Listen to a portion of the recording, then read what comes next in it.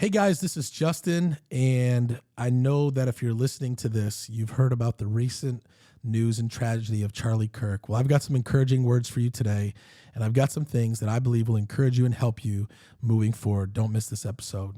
What's up, everybody, and welcome to the Justin Ford Podcast, where I'll be releasing life-changing principles and valuable information focused on all things faith, finance, family, fitness, real estate, and so much more. Let's go!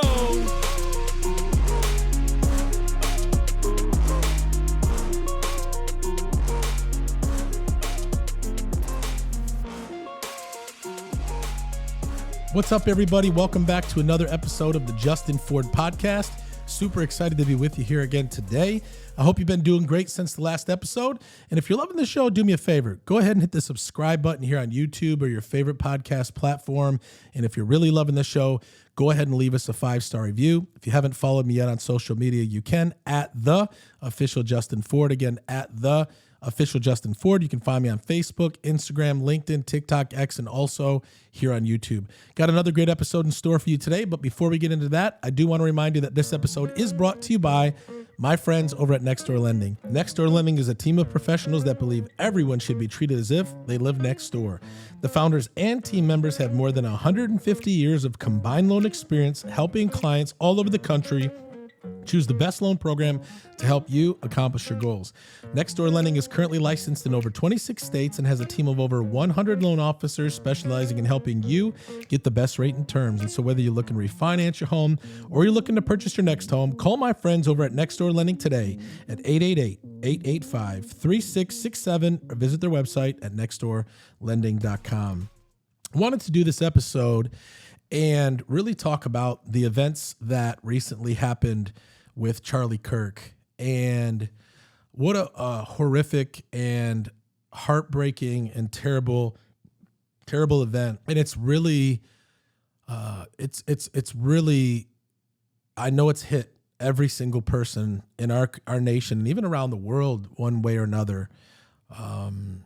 And I want to talk about that because as a Christian, as a believer, as someone who primarily, walks with conservative, values and faith, that was rough. And, I realized that our nation, for a long time has been, unfortunately, there's been a lot of buildup to this point. And for those of you guys, I'm sure everybody at this point has kind of heard of Charlie Kirk, seen his videos, learned more about him.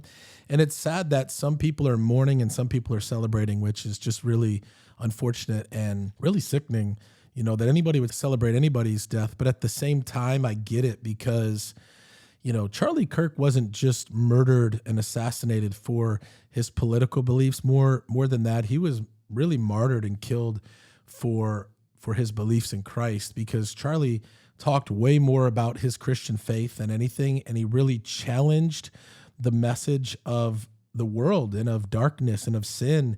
And when I think of what happened to Charlie, he's not the first one that has ever been killed for his faith or for standing against darkness. Jesus came on the scene. Here's a man who had never sinned, who never offended or never treated anybody poorly, never hurt anybody, but his message challenged darkness. It caused people to really hate him to the point where they killed him.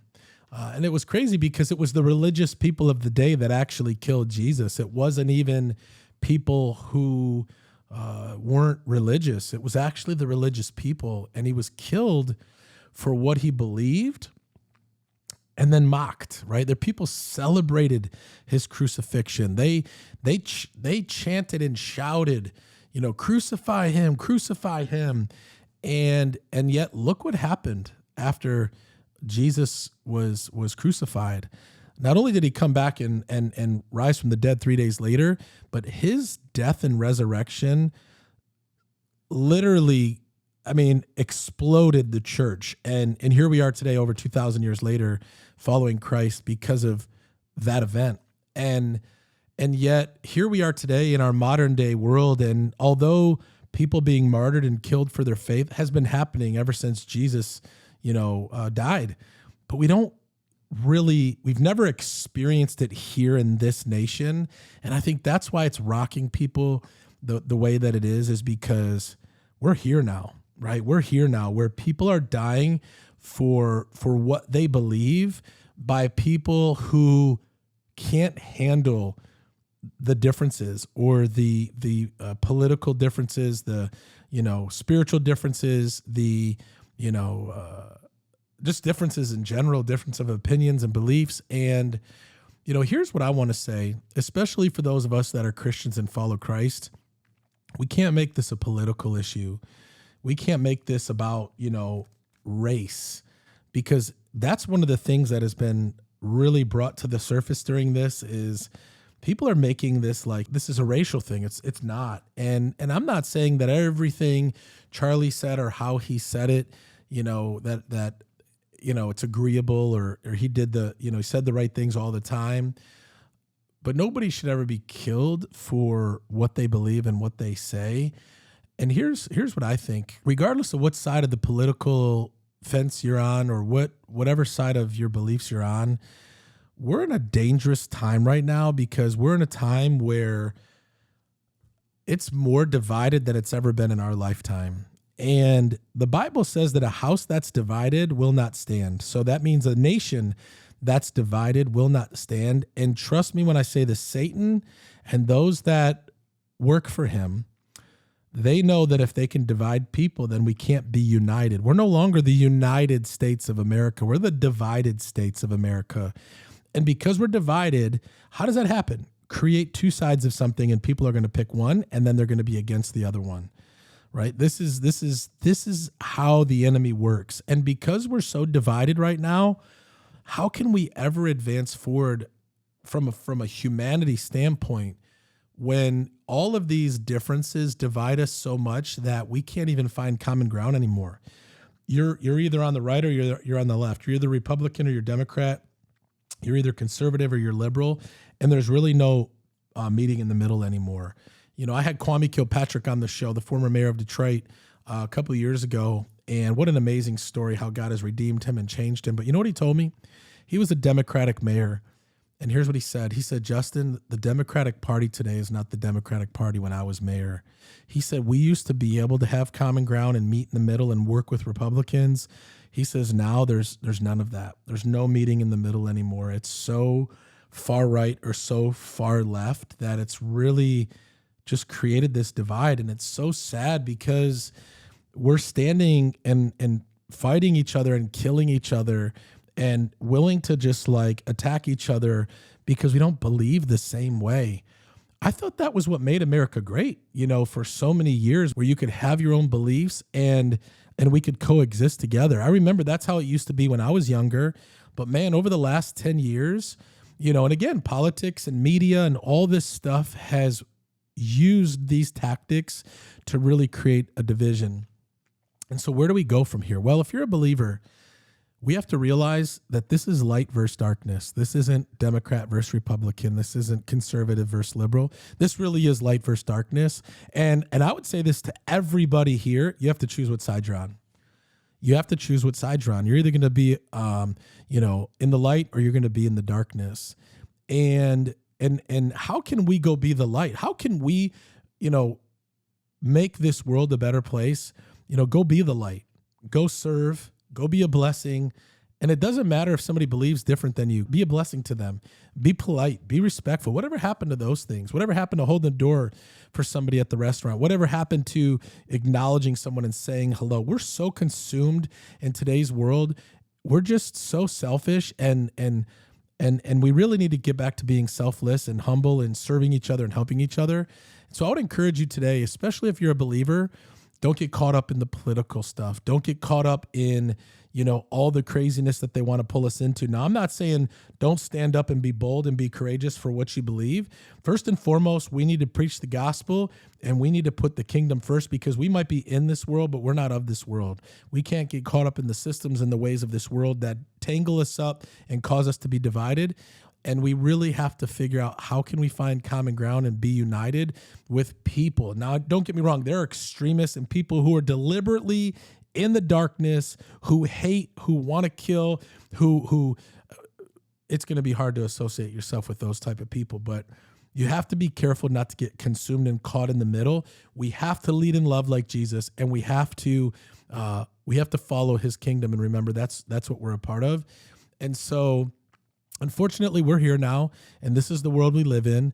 And unfortunately, Satan and demonic activity and darkness has really elevated at a much higher level, and we as believers can't get caught in it.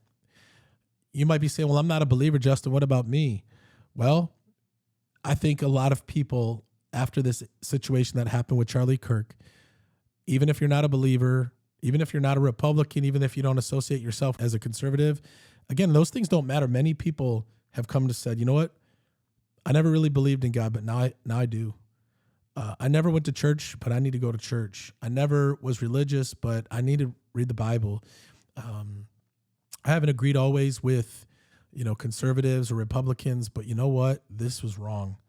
And this is a humanity thing. This isn't, again, about political, but there are people with a line that has been drawn in the sand who are choosing darkness, who are choosing to be on the dark side. And you know what? We can't have any fellowship with darkness. We can shine our light into darkness, but don't partake in it. It's not worth it. And so I want to encourage you today that there is hope, and his name is Jesus. And I encourage you in this dark world and these times we're living in, that if you want to find peace and you want to find joy, I would encourage you, just like Charlie Kirk would say, is that Jesus Christ is the way, the truth, and the life, and no one can come to the Father except through him. And what's interesting is just a couple weeks before Charlie Kirk died, he says, I'm willing to die for this gospel, telling people the truth, bringing Jesus onto college campuses, bringing Jesus to lost people. And unfortunately, he did. But the Bible says that there's a crown in heaven. It's actually the greatest crown that one can wear, and it's the martyr's crown, someone who dies for the gospel. And my question to you is, if you're a believer, are you willing to die for the gospel? Are you willing to die for what you believe in? Have you been maybe sitting on the sidelines and not really, being bold and courageous about your faith? Well, guess what? There are people in the world right now that are living in darkness that need to see the light, and the light that you carry. Go out and shine that light. Go out and be bold. Go out and be courageous, and let the Lord use you to bring people into his kingdom, because that's the ultimate solution. Every single person on this earth needs Jesus, and we need to go be that, and we need to represent that. So don't get caught up in the ridiculousness of this whole thing, but be firm, be bold, be courageous, and don't back down. Be the light. And that's where I wanted to encourage you today with this episode. And so that's it. God bless you. And you know what? If you're listening right now and you're saying, well, you know what, Justin, I'm on the fence. I don't really know what it means to be a Christian, or I'm kind of being drawn and I don't really know how. The Bible says this: if you confess with your mouth that Jesus is Lord and you believe in your heart that God raised him from the dead, you will be saved. And we all are sinners. Every single one of us fall short in sin and fall short of the glory of God. So if that's you today and you've never accepted Jesus Christ as your Lord and Savior, and you want a right relationship with him, you want to make sure that when you die, you go to heaven. You want to make sure that, you want to live for God. You want to change your life. You want to, break the sin habits, the addictions, or whatever you're struggling with. You want to find hope. You want to find peace. You want to find joy. You can do that in this very moment. And the Bible says, again, if we confess that we're sinners, we open up our lives and accept Jesus Christ as our Lord and Savior, and we believe that he was raised from the dead, the Bible says we'll be saved. And so if that's you, and you just really feel the tug by the Holy Spirit, and you want to make Jesus Christ the Lord of your life, and you want to make some changes, and you want to live a life that is so bold and so courageous that you're willing to lay it all on the line for something that you believe in so passionately, I want you to just repeat after me, and I want you to just pray this prayer and just say, God, I'm a sinner, and I ask you to forgive me of my sins. Come into my life and make me new. I confess you today, Jesus, as my Lord and Savior, and I commit my life to you. Fill me today with your Holy Spirit, and I choose to live for you the rest of my life. In Jesus' name, amen. The Bible says if you prayed that prayer, that all the angels in heaven are literally rejoicing right now, that when one sinner has their sins forgiven and they choose to live for Jesus, there's a party going on in heaven. And I want to encourage you today that there's no greater decision that you could ever make than the decision you just made to pray that prayer. And if you prayed that prayer, I want to know about it. Send me a message, shoot me a DM. I want to encourage you and even share some next steps with you on how you can pursue this faith journey. And just know this, that Jesus loves you so much. And I'd love to connect with you. So that's it. If you enjoyed this episode today, feel free to share it with someone. If you haven't subscribed yet, hit the subscribe button here on YouTube or your favorite podcast platform. If you're loving the show, go ahead and leave us a review. If you haven't followed me yet on social media, you can at the official Justin Ford. You can find me on Facebook, Instagram, LinkedIn, TikTok, X, and also on YouTube. And I do want to remind you before we wrap up today, this episode is brought to you by my friends over at Nextdoor Lending. They're not just the sponsor of the show. This is our real estate mortgage partner for the Justin Ford real estate team. They have over 1,000 5-star reviews, a perfect A+ Better Business Bureau rating. And if you're a buyer looking to get pre-approved and purchase a home this year, take advantage of the lower rates, call my friends over at Nextdoor Lending. If you're a homeowner looking to lower your rate, refinance, maybe take some cash out, call my friends over at Nextdoor Lending. And if you're a real estate agent looking for a great mortgage partner, call my friends over at Nextdoor Lending today. Tell them Justin sent you. Their number is 888-885-3667 or visit their website at nextdoorlending.com. Two things that I always like to leave you with. Number one, it's not how you start. What matters is how you finish. And number two, with God, all things are possible. God bless you guys. Thanks for tuning in, and we'll see you on the next one.